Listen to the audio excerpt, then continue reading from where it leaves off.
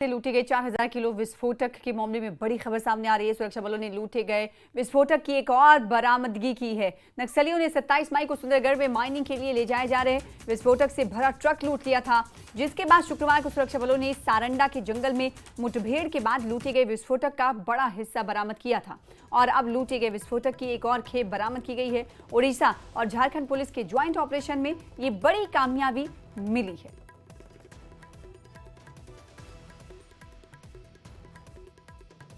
27 मई को नक्सलियों ने लूटा था ये विस्फोटक और शुक्रवार को अब विस्फोटक का बड़ा हिस्सा मिला है। जो तस्वीरों में आपको दिखा रहे हैं टीवी स्क्रीन पर आप देख पा रहे हैं, लूटे गए विस्फोटक की एक और खेप बरामद की गई है, जो कि सुरक्षा बलों के लिए एक बड़ी कामयाबी से ताबीर की जा रही है। उड़ीसा विस्फोटक लूटकांड पर ये बड़ी खबर आपको दे रहे हैं। उड़ीसा और झारखंड पुलिस की बड़ी सफलता, संयुक्त ऑपरेशन में बड़ी कामयाबी मिली है। विस्फोटक कितनी मात्रा में था, तस्वीरों में देखकर आप अंदाजा लगा सकते हैं। 27 मई को इस वारदात को अंजाम दिया गया था।